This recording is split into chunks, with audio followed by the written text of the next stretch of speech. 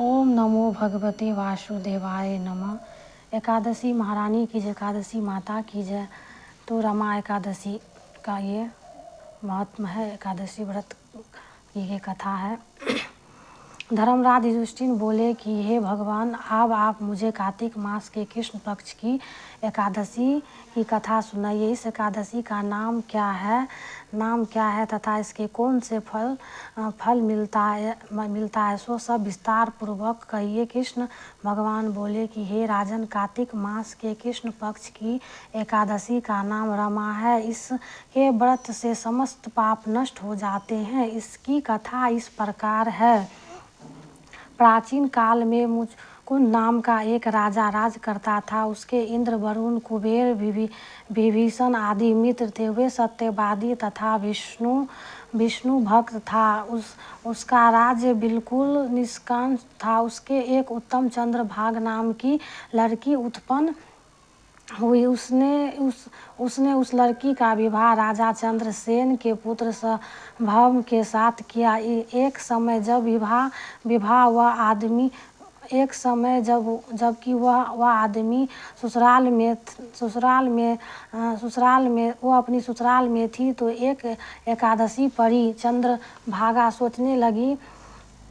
सोचने लगी कि अब एकादशी समीप आ गई है, परंतु मेरा पति अत्यंत कमजोर है, इसीलिए यह व्रत नहीं कर सकता। परंतु मेरे पिता की कठिन आज्ञा है। जब दशमी आई तब राज में ढिंढोरा पिटा गया। उसको सुनकर शोभम अपनी पत्नी के पास गया और बोला कि हे प्रिया, तुम मुझे कुछ उपाय बतलाओ, क्योंकि मैं व्रत करूँगा तो मैं अवश्य ही मर जाऊँगा। इस पर चंद्रभागा बोली कि हे प्राणनाथ, मेरे पिताजी के राज में एकादशी के दिन कोई भी भोजन नहीं कर सकता है। यहाँ तक कि हाथी, घोड़ा, ऊँट, पशु आदि भी तृण अन्न जल ग्रहण नहीं करते हैं। फिर यहाँ मनुष्य कैसे भोजन कर सकते? यदि आप भोजन करना चाहते हो तो दूसरे स्थान को चले जाइए, क्योंकि यदि आप इसी स्थान पर रहेंगे तो आपको व्रत अवश्य ही करना पड़ेगा। उस समय शोभम बोला कि हे प्रिय, तुम्हारा कहना बिल्कुल सत्य है। मैं व्रत अवश्य ही करूँगा। भाग में जो लिखा होगा वही होगा। ऐसा विचार करके उसने एकादशी का व्रत किया और वह भूखा और प्यासा अत्यंत प्रीत होने लगा। सूर्य भगवान भी अस्त हो गए और जागरण के लिए रात्रि हुई। वह रात्रि शोभम को दुख देने वाली थी। दूसरे दिन प्रातः से प्रथम ही शोभम चल बसा। राजा ने उसे मृत शरीर को दहन करा दिया। चंद्रभागा अपने पति की आज्ञा अनुसार दहन न गई, परंतु पिता के घर में रहना उत्तम समझा। रमा एकादशी के प्रभाव से शोभम को आंचल पर्वत पर धन धान से युक्त तथा शत्रु रहित एक उत्तम नगर प्राप्त हुआ। उसके महल में रत्न तथा स्वर्ण के खंभे लगे हुए थे। वहां पर वह स्वर्ण तथा मणियों के सिंहासन पर सुंदर वस्त्र तथा आभूषण से युक्त बैठा हुआ था।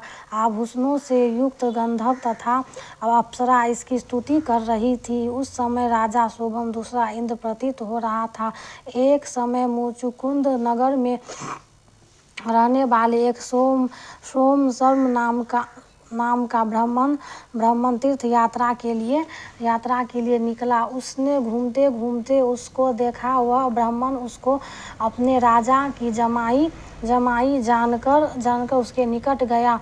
राजा शोभम ब्राह्मण को देखकर आसन से उठ खड़ा हुआ और अपने ससुर तथा स्त्री चंद्रभागा की कुशलता को पूछने लगा। सोम शर्मा ब्राह्मण बोला कि हे राजन, हमारे राजा कुशल है तथा आपकी पत्नी चंद्रभागा भी कुशल है। अब आप अपना वृतांत बतलाइए। मुझे यह बड़ा आश्चर्य है कि ऐसा विचित्र और सुंदर नगर जिसको ना तो मैंने कभी सुना और ना कभी देखा है, आपको किस प्रकार प्राप्त हुआ है। शोभम बोले कि हे देव, यह सब कार्तिक मास के कृष्ण पक्ष की रमा एकादशी व्रत का प्रभाव है। इसी से मुझे यह अनुपम नगर प्राप्त हुआ, परंतु यह अधूर्व है। इस पर ब्राह्मण बोले कि हे राजन, अब यह अधूर्व क्यों है और ध्रुव किस प्रकार हो सकता है, सो आप मुझे समझाइए। मैं आपको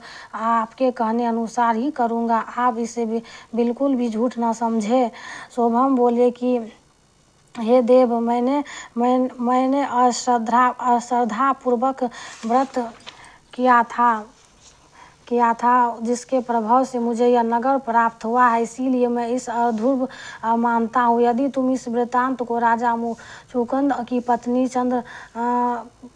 की पुत्री चंद्रभागा से कहोगे तो वह उसको ध्रुव बना सकती है। ब्राह्मण ने कहा, आकर चंद्रभागा से समस्त वृत्तांत का। इस पर राजकन्या चंद्रभागा बोली कि हे ब्रह्मदेव, आप क्या वह सब वृत्तांत प्रत्यक्ष देख करके आए हैं या अपना स्वप्न कह रहे हैं? इस पर ब्राह्मण बोले कि हे पुत्री, मैंने तेरे पति शोभम को तथा उसके नगर के प्रत्यक्ष देखा, परंतु वह नगर अधूर्व है। तू कोई ऐसा उपाय कर जिससे वह ध्रुव हो जाए। इस पर चंद्रभागा बोली कि हे महाराज, अब आप मुझे उस नगर में ले चलिए। मैं अपने पति को देखना चाहती हूँ। मैं अपने पति के प्रभाव से उस नगर को ध्रुव बना लूँगी।